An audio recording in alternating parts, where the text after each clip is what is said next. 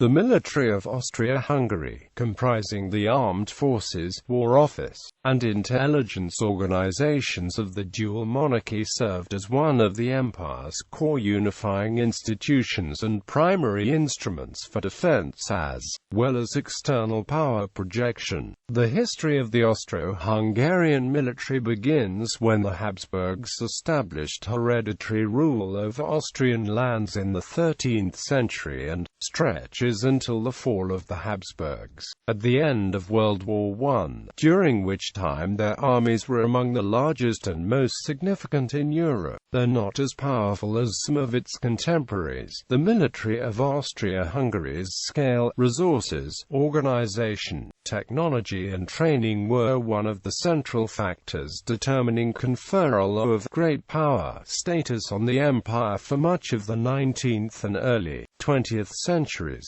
Administration and organization. The Military of Austria-Hungary was divided primarily into three primary service branches, with the Navy sitting entirely independently of the other two, which to one extent or the other remained interlinked for the duration of their existence, but all three of which fell within the ultimate remit of the Minister for War, Austro-Hungarian Army, Austro-Hungarian Navy, Austro-Hungarian Air Service. The War Ministry itself served as one of the few common ministries with jurisdiction throughout the empire and over which the imperial, as opposed to Austrian-Hungarian governments, had local control, command over large home forces, the landwehr units, which served functions analogous to National Guard forces in the United States, were however controlled by local ministries of defense in both Austria and Hungary. Within the War Ministry, the Navy enjoyed considerable autonomy through the naval section with its own staff and headquarters, while the ministry itself concentrated more on quartermaster and administrative functions that close operational control of its respective services. While nominal, the umbrella organization managing the empire's military capabilities,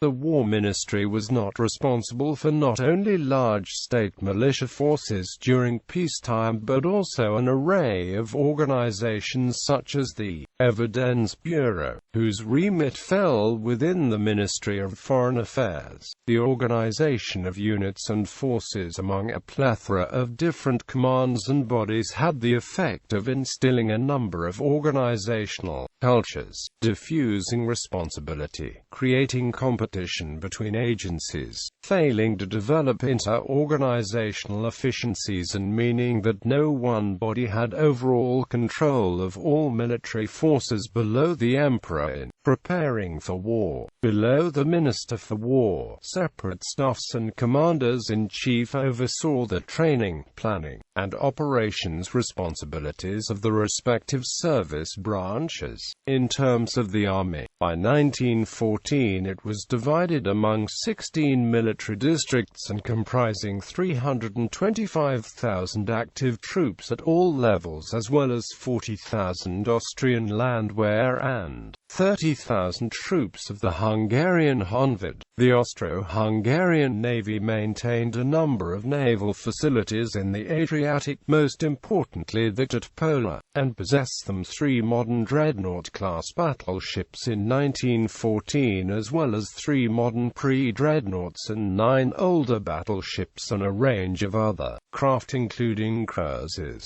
destroyers and submarines in various states of combat readiness. The Austro-Hungarian Air Force remained embryonic in 1914, with a few German-built planes having been added to the Army balloon service in 1913, but was to see marked expansion during the early years of the war. History and operations. Origins. The Austro-Hungarian military was a direct descendant of the military forces of the Habsburg sections of the Holy Roman Empire from the 13th century, and the successor state that was the Austrian Empire from 1804. For 200 years, Habsburg or Austrian forces had formed a bastion defending the continent against repeated Ottoman campaigns to overrun Europe, with the Turks being turned back twice only after reaching the gates of Vienna in 1529 and again in 1683. Count Ernst Rudiger von Starhemberg, commanding troops in the city, broke the siege in 1683 with the aid of German and Polish forces under the King of Poland, Jan Sobieski, then drove the Turks back into the Balkans, finally ending the Ottoman threat. Prince Eugene of Savoy, in coordination with the Duke of Marlborough, won a series of victories over Louis XIV of France in the War of the Spanish Succession.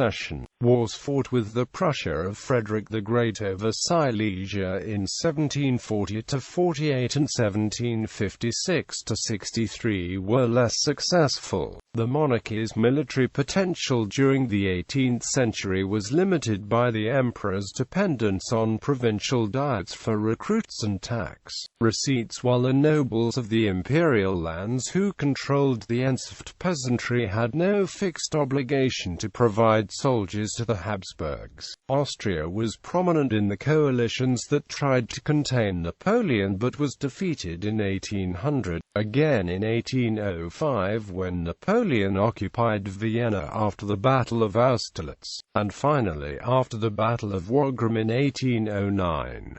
Austria still joined the final campaign, resulting in Napoleon's defeat in 1814. Armies displayed their loyalty to the monarchy in 1848 and 1849, suppressing the revolutionary regimes that had swept into power in Vienna, Budapest, Milan, and Prague. In 1859, Austria was provoked into war with Piedmont and its supporter, the France of Napoleon III. The Austro-Piedmontese War lasted only 3 months, but both sides mobilized large armies. The Austrians were defeated after bitter fighting at Magenta and Solferino, the young Emperor Franz Joseph assuming personal command during the Battle of Solferino. Prussia established its domination over other German states by its victory over Austria in the 7 Weeks' War in 1866.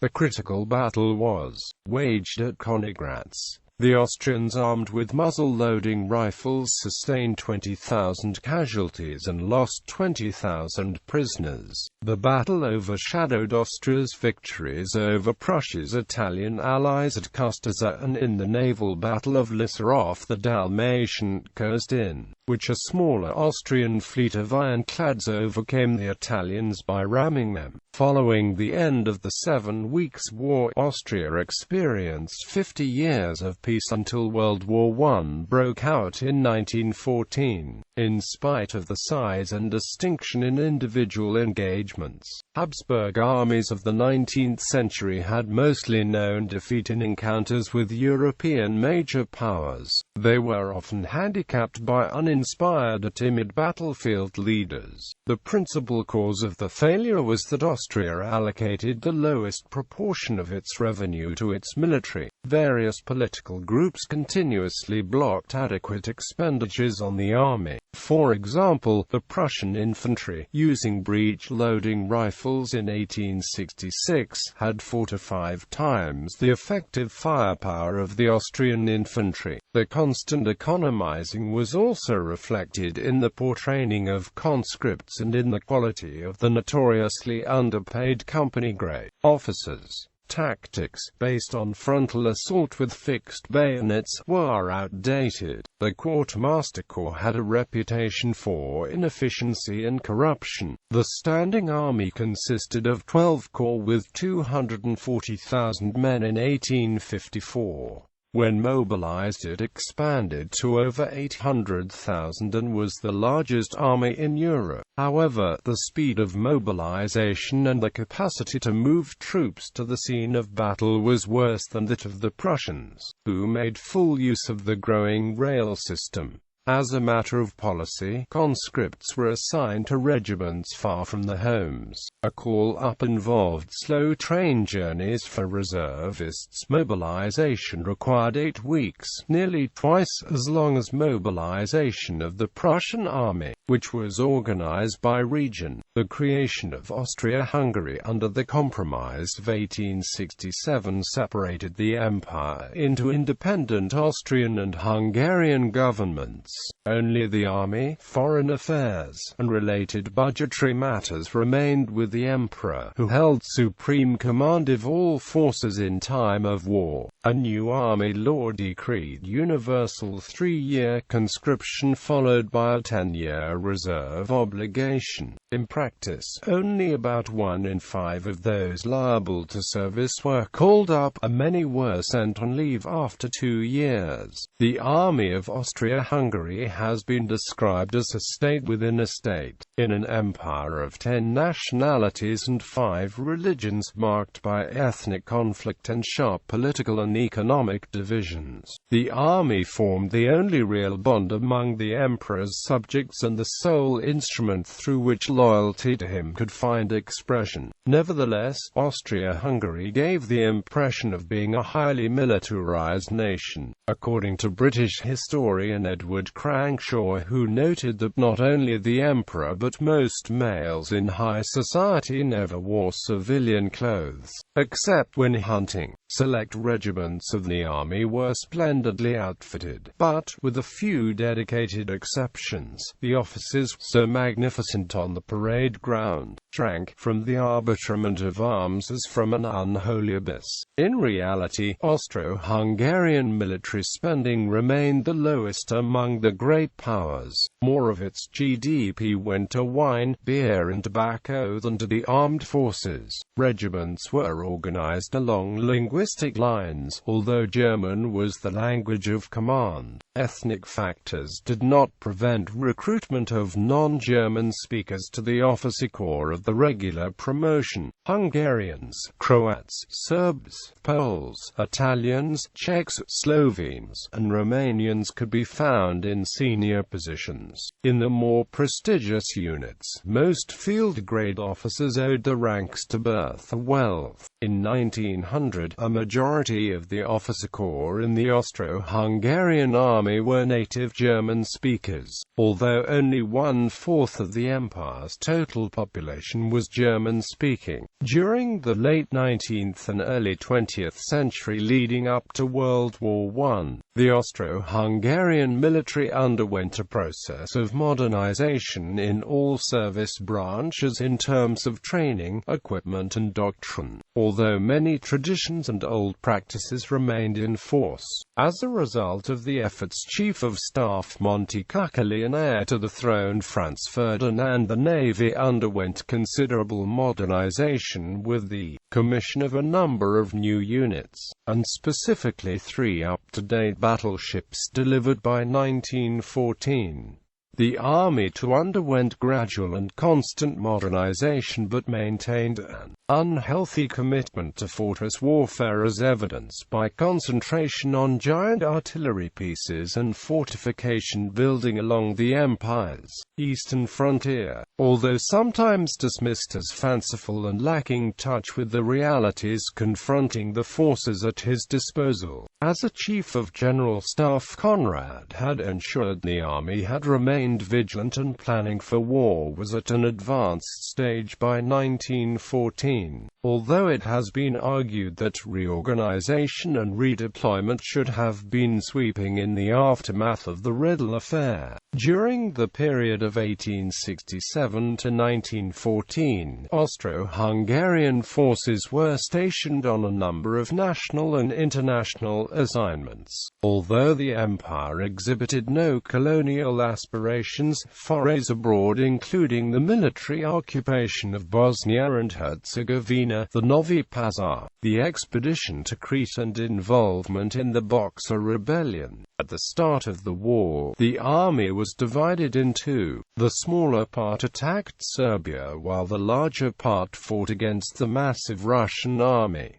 The 1914 invasion of Serbia was a disaster. By the end of the year, the Austro-Hungarian army had taken no territory and had lost 227,000 men. See Serbian campaign. On the Eastern Front, things started out equally badly. The Austro-Hungarian army was defeated at the Battle of Lemberg, and the mighty fort city of Przemysl was besieged. In May 1915, Italy joined the Allies and attacked Austria-Hungary. The bloody but indecisive fighting on the Italian front would last for the next 3.5 years. It was only this front that the Austrians proved effective in war, managing to hold back the numerically superior Italian armies in the Alps. In the summer, the Austro-Hungarian army, working under a unified command with the Germans, participated in the successful Gauleistana offensive. Later in 1915, the Austro-Hungarian army, in conjunction with the German and Bulgarian armies, conquered Serbia. In 1916, the Russians focused their attacks on the Austro-Hungarian army in the Brezilov offensive. Recognizing the numerical inferiority of the Austro-Hungarian army, the Austrian armies took massive losses and never recovered. The huge losses of men and material inflicted on the Russians during the offensive contributed greatly to the causes of the Communist Revolution of 1917. The Austro-Hungarian war effort became more and more subordinate to the direction of German planners, as it did with the standard soldiers. The Austrians saw the German army positively, but by 1916 the general belief in Germany was that they were shackled to a corpse. Supply shortages, low morale, and the high casualty rate seriously affected the operational abilities of the army, as well as the fact the army was of multiple ethnicity, all with different race, language and customs. The last two successes for the Austrians, the conquest of Romania and the Caporetto offensive, were German-assisted operations. Due to the fact that the empire had become more and more dependent on German assistance, the majority of its people, not of Hungarian or Austrian ethnicity, became aware of the empire's destabilization. Assessment. Although performance in the initial months of the war against Serbia and Russia is often seen as poor, Austro-Hungarian forces were not helped by internal division and indecision among the army high command and possession by Serbian and Russian forces of highly detailed versions of Austro-Hungarian war plans. Overall, during the military's greatest deployment, World War I, and despite persistent fears of disloyalty and division among the empire's many nationalities, the forces of Austria-Hungary must be seen as having performing largely competently until political demise in late 1918. Imperial forces performed, with both great proficiency, the Otranto raid, Caporetto, and the dogged defense of the Isonzo, and with appalling effect, the Galicia campaign, the Brezilov offensive and Vittorio Veneto, as well as at a variety of standards in between. Ultimately, and with much German support, Imperial armed forces held firm, and without much by way of large-scale defections among what were seen as suspect elements of the population until the dying days of the war, when political dissent at home led to large-scale defeats both on the front and at sea as the war came to a close. Legacy. Some of the traditions of the old Austro-Hungarian army continue to be carried on in the modern Austrian army. For example, the most famous regiment in the Bundesheer is the Hochdeutschmeister Regiment, now known as Jäger Regiment Wien, based in Maria Theresian Kaserne, named after Empress Maria Theresa of Austria. Many other regiments of the Bundesheer carry on traditions of the famous Austro-Hungarian regiments like Kaiser Jäger, Rainer, etc. Gallery.